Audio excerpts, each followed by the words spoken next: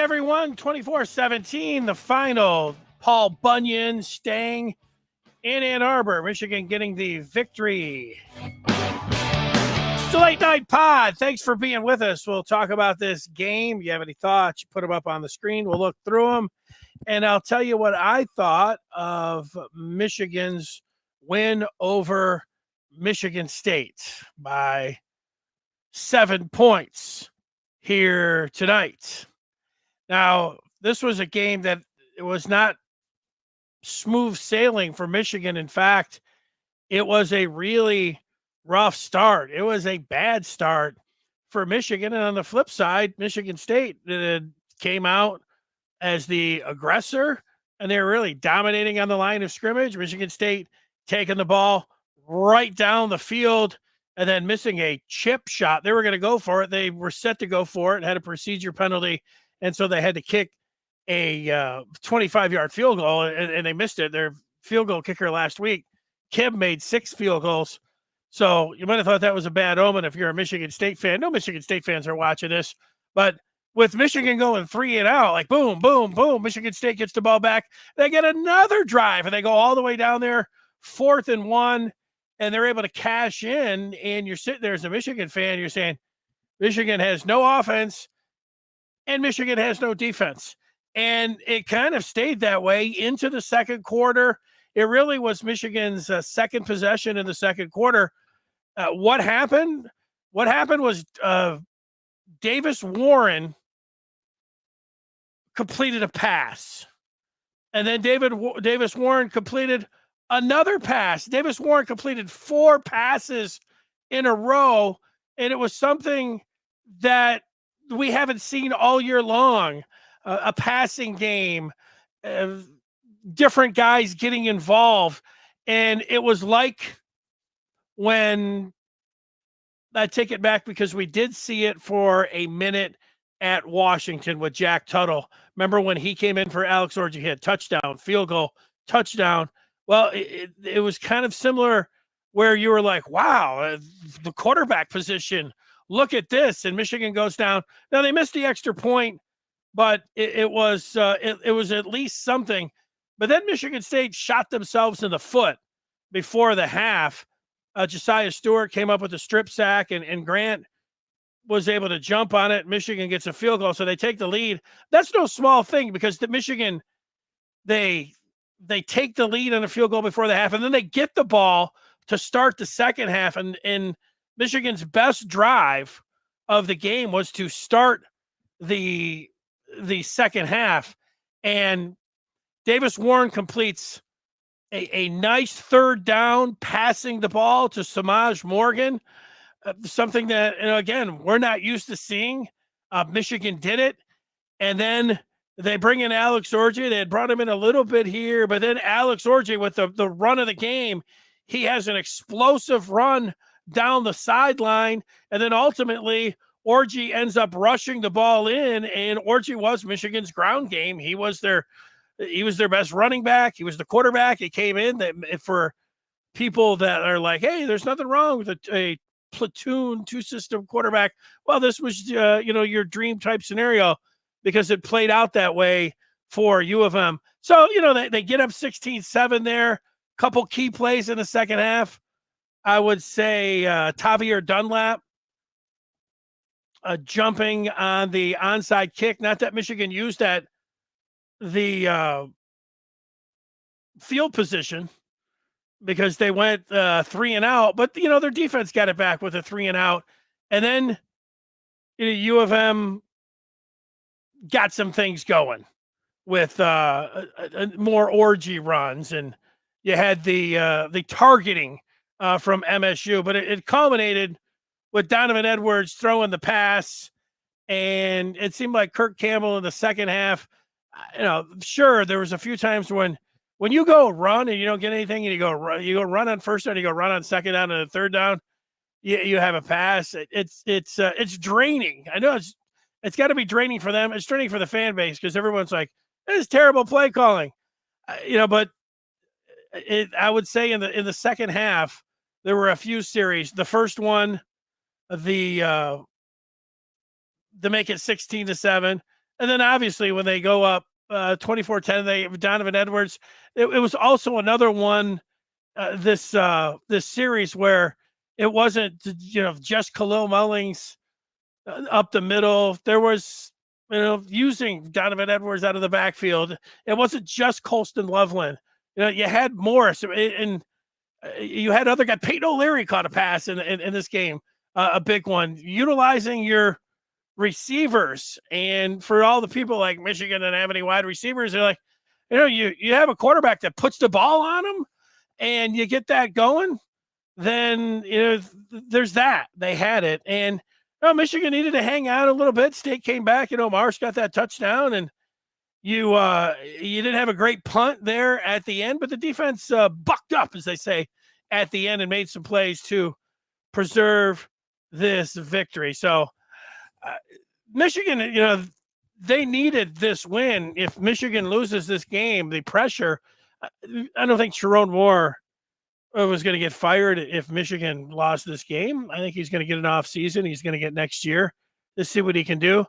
But that wasn't going to stop the fans and the media from saying that maybe he should get fired if Michigan lost this game to a Michigan State team that, had no business, really, even though we know Michigan had their issues. If they lost this game and then faced the rest of the schedule, there were going to be people, even if it didn't matter, it was going to be mean and nasty. And it always is when you lose to Michigan State anyways.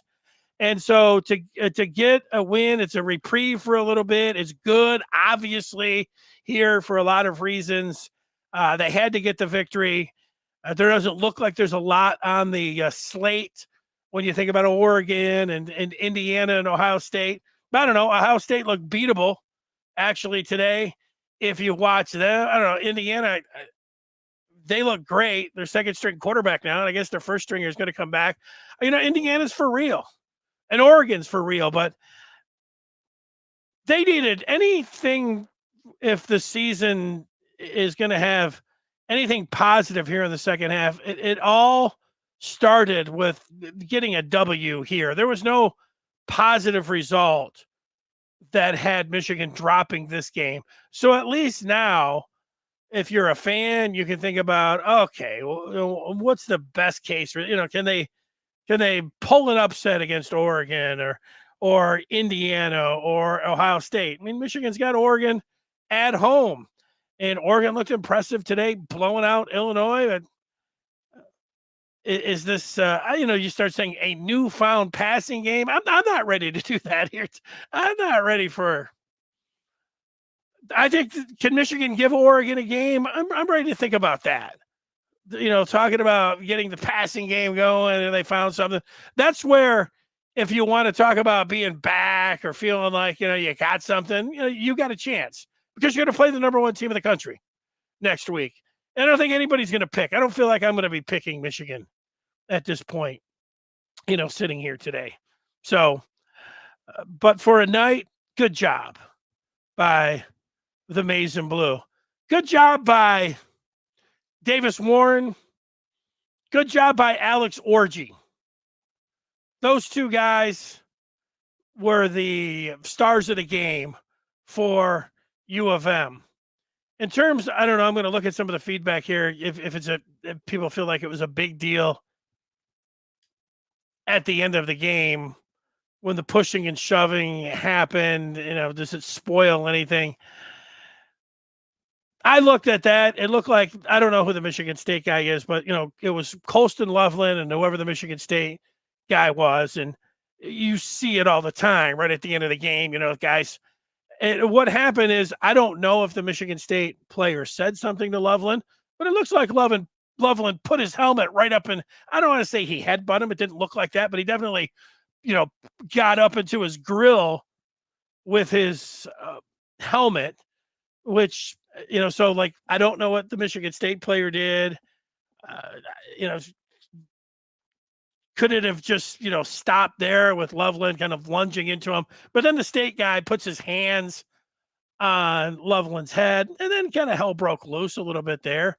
I don't know if there were any punches thrown. I didn't see that. I don't know. There's a black eye and a typical Michigan State or, and It wasn't all, it broke up pretty quick.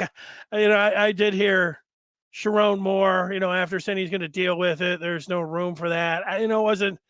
It was close where, you can get something because you don't want guys obviously throwing punches. You're thinking about getting suspended for games. It's just a bad look there.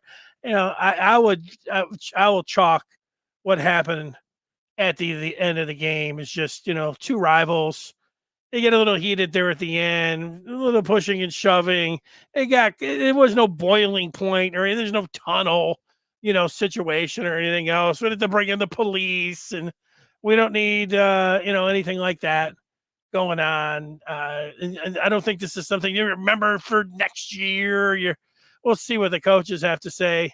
Jonathan Smith on the Michigan State sideline. I would say no. You'd probably feel different. I'd feel different if State pulled the upset, but he isn't. I don't want to say he's a likable guy, but he's not like a hateable guy. He's not doing anything over there. He just seems like he's on his headset and he's pretty calm and collected. So what are you going to do? He's just over there talking like calling it a play. Hey, you jerk!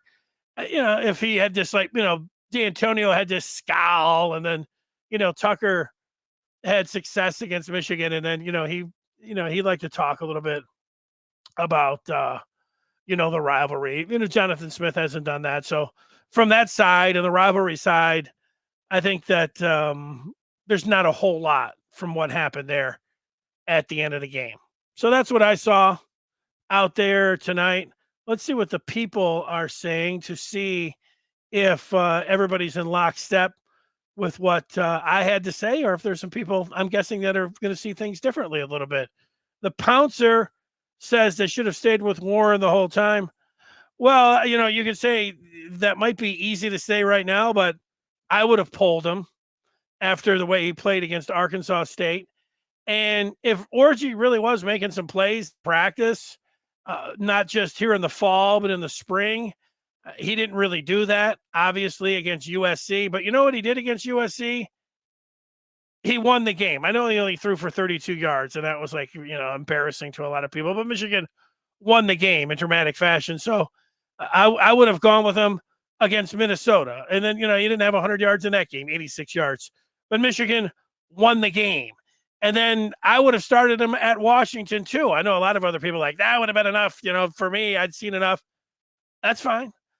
With a team that's winning behind the quarterback, I felt that he deserved to get that start out in Washington, and certainly bringing in Tuttle when they did it needed a spark. That was the right move.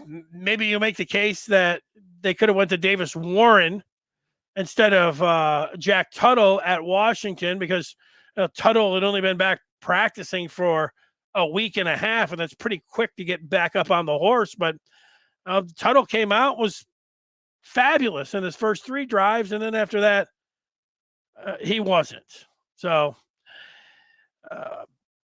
I hear what you're saying, but I'm not saying that they've played that Sharon Moore has been a master with the way that he's played these quarterbacks. It's been anything, but that. But Davis Warren did a nice job, getting in there. I thought that they were going to go with Orji. A lot of people just, I think this is kind of the thing. Like, look, we don't care. Michigan won the game. They didn't have any turnovers. Josiah is saying no penalties. I'd have to check that. That would be a nice thing, a nice feather in their cap. And I'm with 1, 2, 3, 4. It's great to beat Michigan State, regardless of the record. That's right. Regardless of anything, it's great to beat Michigan State. You are correct there. Alex Orji was a weapon. He was great tonight. He was. We haven't been able to say that. Orji was good in the 2 plays that he ran in the 4 or 5 games. Not every single game, but I think about Ohio State, and he had some, if they're technically explosive runs, but he had some big runs for Michigan in big games last year against Alabama. He came in and had a nice run, but he didn't really have any of those runs in any of these other games. that he was in there, whether it was in spot duty or whether he was starting. There was no orgy that we saw tonight, like on the big run that he had coming out of the half, which was really the biggest play of the game for the Mason Blue. Dave is tired of Michigan State. He loved that we saw some real plays for the offense. Where has that been all year? Yeah, I don't know, Dave. Good question. Vince was disappointed in the ending. No need to engage with the nonsense, but we move forward. Look better today. Hopefully we won't get blown out next week. I think people are on top of things this evening. Good to beat Michigan State. It was a surprise how Michigan played, especially after they came out and did not play well at the beginning. It's always good to beat a rival. And will they be able to build on this? That would be the thing. Mary Ellen saying it was a great win and a fun game. David calling MSU some names here. So let's just take a few more. Let's see. Moore called up Jim and asked for advice. This looked like a decent team. This game, I think. Who knows? Whatever Sharon Moore did, was it? I mean, he talks to Jim Harbaugh. I don't know about frequently, but he has.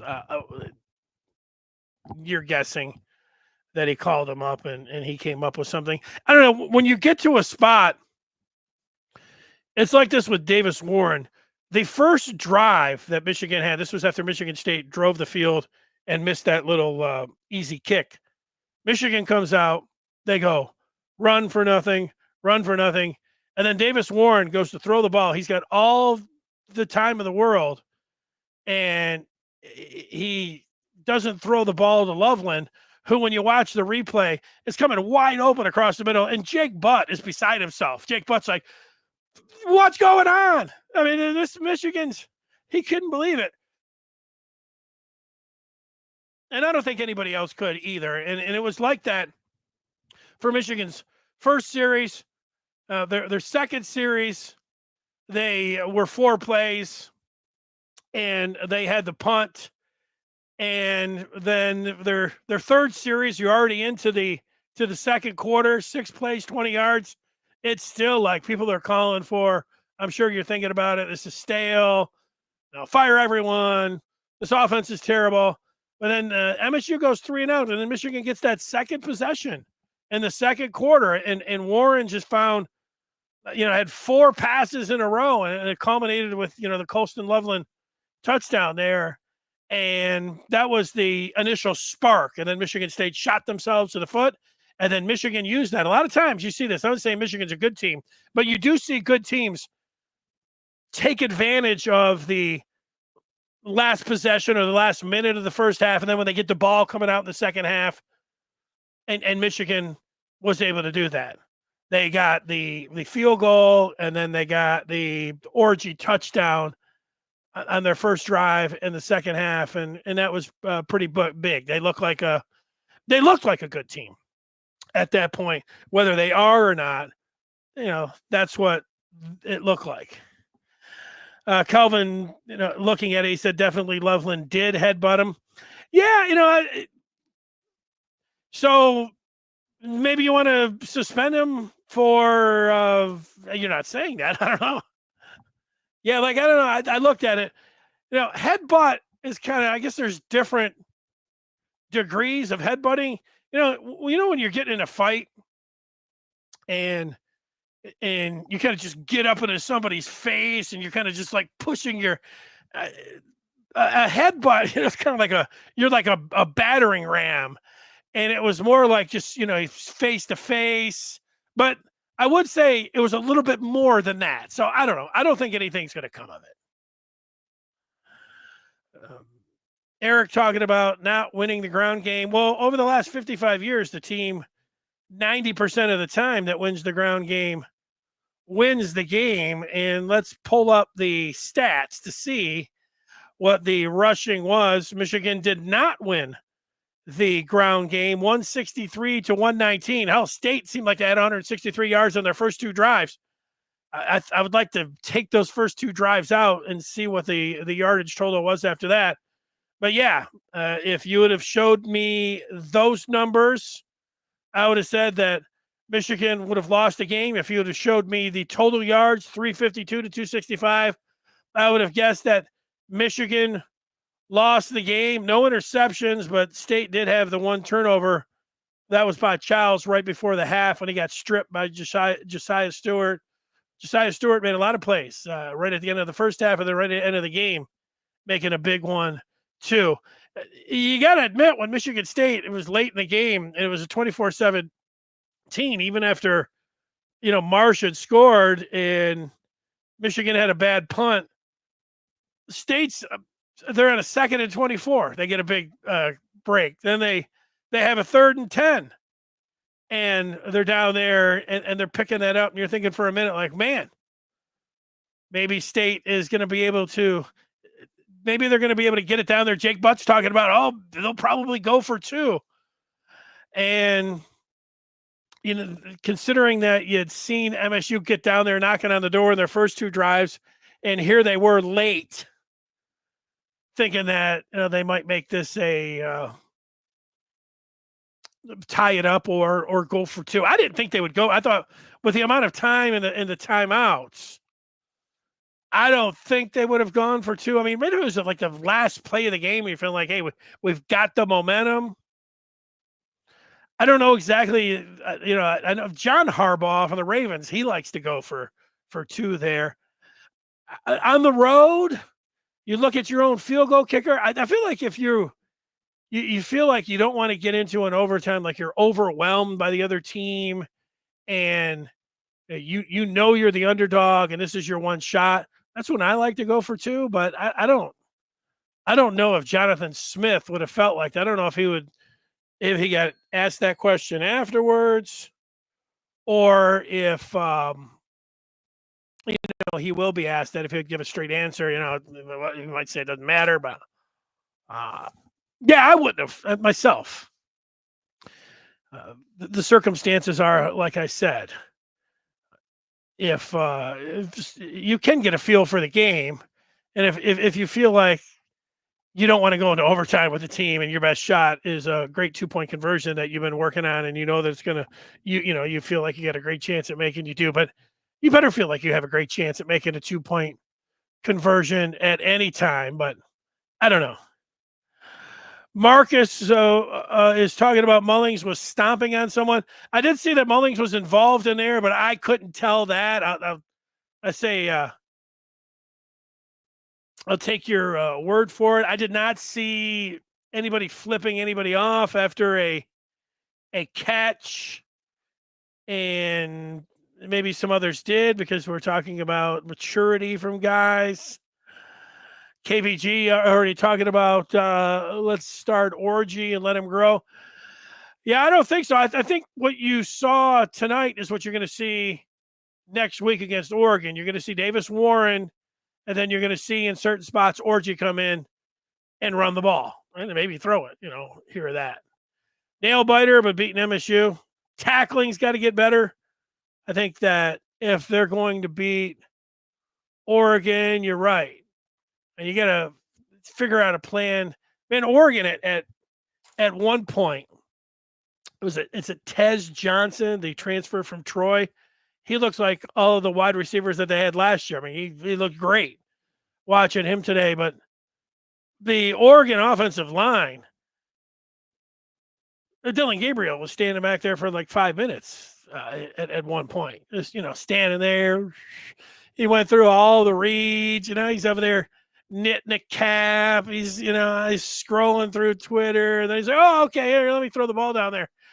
And I think that's going to be one of the keys to the game. Michigan's got to get some pressure on him. People are a little shocked about this game. Don feeling like a 75% confident that Michigan can beat Northwestern on the road. And yeah, I just talked about Oregon. We've seen Indiana. Do they have a puncher's chance in either of those two games? I mean, I'm ready to, it's college football. Being at home, is it going to Bloomington? I know, game day's been there for 2 weeks in a row. They got these incredible stats. They're balling guys. You watch them. Signetti looks like, the greatest coach ever. But let's see if they get their starter back. College football, 2 weeks is a long time before we start. And then really, Ohio State took a step back today with the way they played. Will Howard didn't look very good. They lost one of their offensive linemen. Their line overall doesn't look very good. They did not play a good game against Nebraska, who gave up, 50 points, 49 points the week before to Indiana and, Ohio State. Nebraska outplayed Ohio State for a lot of that game. So I'll take 3 more here at the end. Blank says Warren did that at least 3 times where his first read was open and they didn't throw him the ball. Yeah, I'm not out there talking about Davis Warren was the perfect quarterback or anything, but he did something that really we hadn't seen except with the, 3 drives against Washington. He made some plays with his arm. And look, in the first quarter, I'm watching Michigan and I'm thinking it was stressful to watch their offense. When they snapped the ball, I had no confidence that they were going to be able to do anything on the ground. And then I had less confidence that they were going to be able to do something through the air. The play calling seemed way predictable, stale. They just looked like they couldn't do anything, and State looked like they were going to blow them out. And that's when Davis Warren, I don't know if he just said to hell with it, or Kirk Campbell said over there and said, look, man, you can't be playing scared. I'd be nice to have him mic'd up and know. Or if they were just like, okay, finally on this, 1, 2, 3, their 4th drive. I mean, that's a lot of football when you're out there. Your 4th drive. Finally, you say to hell with it. You turn the page of the playbook and you just say, I don't know if there was break in case of emergency, and just say, who cares about the turnovers? I don't think they say that, but when you say something clicked, they got some momentum before halftime. And then State helped them with the turnover, and then they came out and put that first drive of the second half in there, and then they were in business. There's 2. Let me read a couple more. Dan says if he's an MSU fan, he'd be irate they didn't attack our secondary more. Well, I would say that the secondary, while they did give up, some plays for sure, Michigan started putting some pressure on Childs, and even one of those sacks was a coverage sack. And I would have to go through and look. I'm not over here, saying that they were blanketing him all the time. And I think they should have tried to get the ball to Marsh more. I would say if I was a State fan, he's pretty good. And the one play that he had on the touchdown, he looked like, damn good, explosive, looked like a big-time player. I don't know why they couldn't get him more free in this game. So let's see. Alex is saying critical mistakes from MSU were the onside kick, and 2, how much time they ran off the clock with their last scoring drive. Yeah, I'll buy that. I'll buy that too. Orgy was exactly how we would have used them. Dave's talking about some numbers. What about some sacks? Well, let's see, because we do have those numbers. I do have those numbers, I believe, available. So let's see how many sacks. I've got Michigan State for 0 sacks. You are correct. Somebody else said that earlier that Michigan did not commit a penalty. I wasn't going to say that's hard to believe, but that's a nice thing to point out if they did. Here's the scorebook penalties. Michigan State had 6 for 35. Michigan, no penalties in this game. State decided possession, won the possession battle 37-05 to 22-55. They outgained them. They had more passing yards. They had more rushing yards. They had more total yards.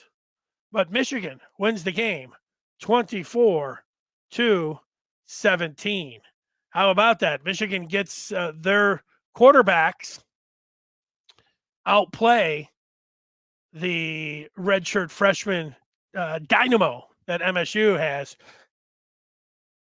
And he didn't do a whole lot. So that's it. I don't know why I'm coughing, but I am. Everybody have a great night. And I'll talk with you on Monday. Michigan winning this one 24-17. We'll see you over on the Maize and Blue review.